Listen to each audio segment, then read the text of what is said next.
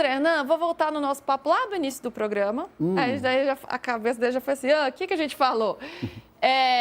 Sobre o mercado e a visibilidade que alguns jogadores que disputam o Mundial de Clubes vão ter a partir de agora lá fora. Então, as diretorias dos clubes brasileiros, pelo menos dos 4 envolvidos, especialmente dos 2 classificados para as quartas de final, né? Que aí tem um olhar ainda mais atento, porque está afunilando, todo mundo de olho nesses jogadores. É o mundo inteiro olhando para esses atletas.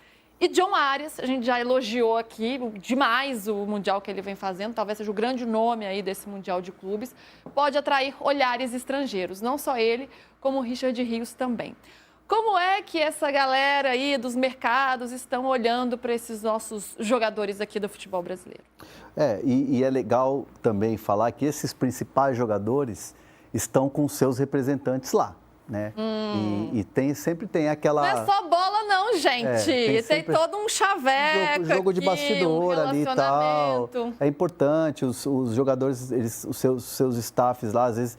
Porque esses grandes jogadores, eles trabalham com uma empresa, né? E essas empresas, elas têm, às vezes, 3, 4 empresários, emissários, e essa galera fica ali trabalhando, e eles ficam ali nos hospitais, nos camarotes e tal. Então, a coisa está bem aquecida no Mundial de Clubes, né? Gente, é uma Disneylândia do futebol mesmo, né? É muito legal isso, essa parte esse outro lado do futebol, o olhar business do futebol é muito interessante, né? E o jogador está lá, atuando, os times estão passando e os negócios estão começando a acontecer. Hoje de manhã eu estava trocando mensagens com um dos grandes empresários aí dos tubarões dos empresários aí do futebol brasileiro e mundial, e ele estava me falando que, esse Mundial de Clubes, o mercado de fato já está começando a dar uma aquecida, mas depois do Mundial de Clubes a coisa vai ser muito quente. E muitos jogadores dos clubes brasileiros, sejam eles jogadores brasileiros ou até jogadores estrangeiros que jogam no Brasil nesses clubes, vão sofrer muito assédio.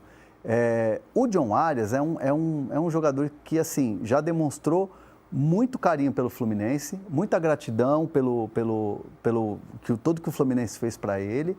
É um jogador hoje que é uma referência dentro do clube e é um jogador de seleção colombiana. Mas, assim, o Mário Bittencourt sabe que ele tem um sonho de jogar na Europa. Né? Tanto que já recusou outros mercados, o Fluminense já recusou outros mercados. O Arias está com quantos anos agora? Eu vou checar aqui. Acho que eles não tem 26 anos, o Arias. Eu posso estar chutando aqui, mas acho que ele não tem 26 anos. No mercado europeu não é tão jovem, mas ainda está numa idade que ele pode ser muito bem... Não, é que o mercado europeu, quando a gente fala mercado europeu, é uma coisa assim... ampla. É muito amplo, né? Você não pode falar, o mercado europeu Chelsea, a prateleira City, Chelsea, Real, Barça... Não é só o Endrick e o Estevão que servem, né? De idade. É porque assim... 27. Então, ele tem 27 anos. É um jogador que, por exemplo, pode ir para um Sevilha, pode ir para uma Liga Turca, pode ir para uma La Liga na Espanha, pode jogar até num clube menor, assim, né? Da própria Inglaterra, né? Então, assim, a gente... tem mercado e esse mercado vai se movimentar. Então, assim, o que eu sei é que o John Arias, uma proposta da Europa, claro que balançaria o John Arias pelo sonho que ele tem. Mas aí é uma questão de acordo. Até para o torcedor do Fluminense entender que o Fluminense tem muito entendimento do que esse Mundial está representando para o John Arias. E aí seria o quê? Beleza, faz um negócio, entrega depois, se acerta com o jogador, porque o Fluminense entende que para essa temporada, para o momento em que o Fluminense vai voltar com uma outra visibilidade, com uma outra moral para o campeonato aqui no Brasil, para as disputas aqui no Brasil e a Sul-Americana, o Fluminense vai chegar com uma confiança diferente. E, obviamente, o John Arias é um jogador muito importante. E o Rios é o mesmo esquema, a mesma coisa? O Rios é diferente pelo momento do Palmeiras, né? O momento do Palmeiras. Mas, assim, eu entendo que só se chegar uma proposta, assim, muito grande, o jogador falar assim, me libera, e aí você entrar num acordo. Mas lembrando, eu sempre lembro desse episódio.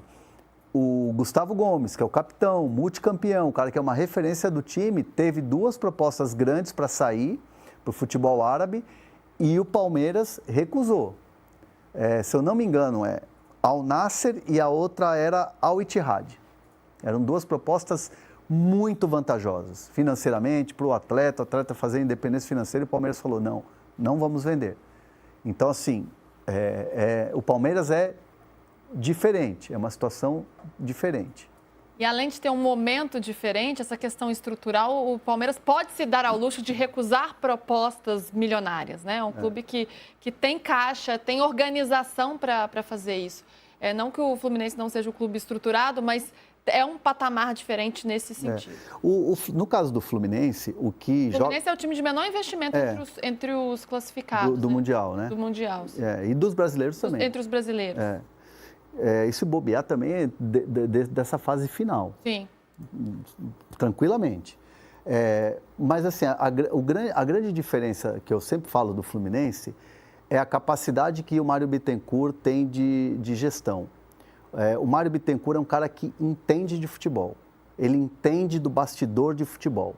Então, assim, ele sabe gerir um clube. Ele gosta muito do Fluminense, é um cara apaixonado. Ele tem um cara ali do lado que não aparece muito, mas é muito eficiente, que é o Paulo Angione, que está há muito tempo no futebol. Já passou por várias fases do futebol em relação a clubes e momentos do futebol. E o Mário Bittencourt, acho que o que o Fluminense ganha muito, e acho que o Fluminense está nesse estágio que está, é porque o Mário Bittencourt é um cara que entende de bola.